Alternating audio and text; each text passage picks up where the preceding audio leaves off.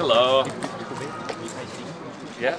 The only thing that's good about it here is the buildings, except for the modern one. The modern one's ugly. Right. But the old buildings. Can I ask you, please, what led you to make The Company Man? My brother-in-law, my sister's husband, had a wonderful job. He was an electrical engineer and an MBA. And the company that he was working for was bought out by a Swiss firm. On sort of a Tuesday, he was brought into the office and let go along with about 5,000 other workers. He thought he wouldn't have much trouble getting another job, and it took several years. And this happened in the early, about not quite 10 years ago. And so I became interested in the subject and started writing about it. There was a big dot-com bust in the United States around the internet. And then the economy improved, and then nobody was interested in making the film. And I kind of kept it. And then about 3 years ago, when our economy began to collapse, I pulled it back out again and made a number of very significant changes to it to reflect the current realities. I sort of joke that thankfully the world economy tanked so that I could actually make a film. It was something that at the time I thought was only affecting a few people, and as we've made the film, it's been tens of millions of people in the United States that have been affected by it. Many people have lost their jobs. Many people are in fear of losing their jobs. Are you a bit concerned at all that people may not want to go to a movie that will remind them of the uncertainty of the times they live in? I think you're always, anytime you're doing something that's a little bit more dramatic, your concern is, do people really want to have do they want to have their mind off of it, or do they want to see other depictions of it? What I believe is that there is a portion of the audience, not everyone, but a portion of the audience who's very interested in seeing their own experiences reflected back on the screen. And that's been our experience through the testing of the film. We've gone out and shown it to a number of test audiences, that people are interested in it, are interested in the United States, because there's a lot of embarrassment that people have about losing their job. They feel as if somehow they've failed if they've lost their job. That it's very helpful, and people are interested in this notion that it's actually happening to a lot of other people. They feel like they're going through an individual crisis, even though they know that it's larger than that. And the actual depiction of it is very helpful in talking about it and thinking about it. So, you're always concerned commercially, are you doing something dramatically that people won't want to see? There are many, many subjects that people think nobody else wants to see. And yet when you do them, if you do them well, and the film will be judged on that, when you do them well, there are people who want to see it. For the same reason you would say that why would anyone make a film about two homosexual cowboys in Montana in the 50s? There's a reason for it. There are people who are interested in seeing these subjects. In the end, the character of Ben Affleck, his fortunes take a turn for the better. Did you feel the need to offer some ray of hope to the audience at the end? It's interesting. I had last night, one of the questions that someone asked me was why such a sentimental ending? And in the United States, it's not considered to be a sentimental ending at all, because the job that he gets is he makes half of what he had been making before. And he is what's considered in the United States, the term is underemployed, which is what's happening to millions and millions of people. And so one of the distributors that we showed it to in the United States said to me, if I left that ending on, we should put it in the horror section at the video rental store when it came out. So it's a different perspective. The reality is that people do eventually find other jobs. They just find other jobs that are not nearly as lucrative as the ones before.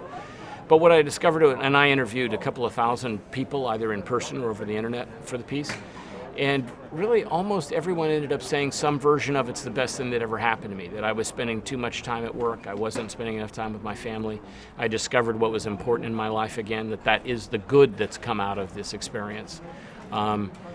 We put way too much attention in the United States on how much you make and what you own and what you possess. That's my personal opinion. At a time when everyone's backs are to the wall, what do you think employers owe employees? Well, that's really the central question for companies is, those companies in which the executives have foregone their huge salaries, and they are huge salaries, and have tried to protect as many workers as they could in the economic downturn, I have a lot of respect for, and I think that their priorities are straight. But the majority of companies, the executives are a year into this, 2 years into the crisis, are still making millions of dollars a year while they're letting workers go.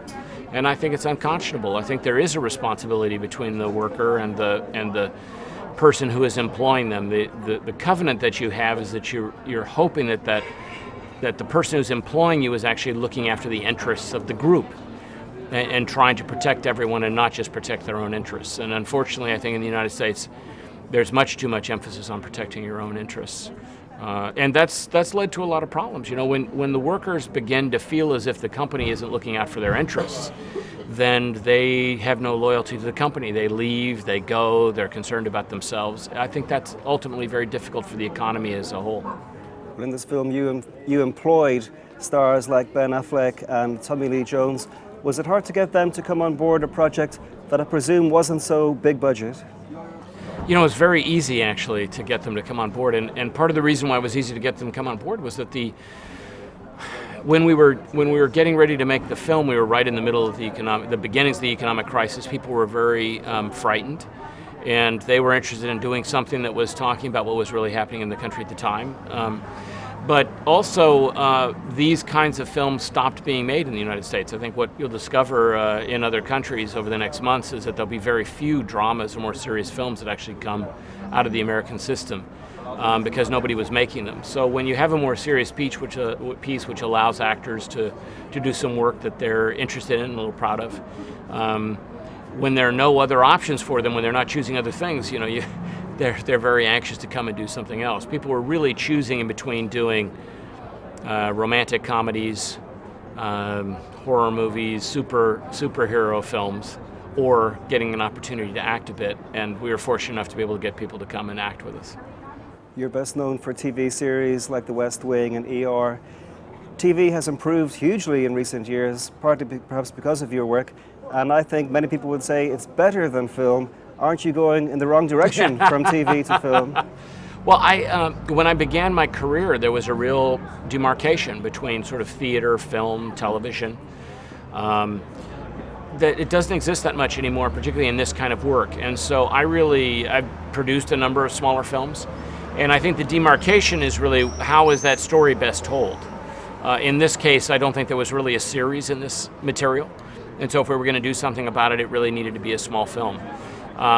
There are other things which would not be a particularly good small film.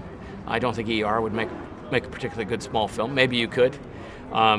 So it's really about what's best. How is the subject matter best served?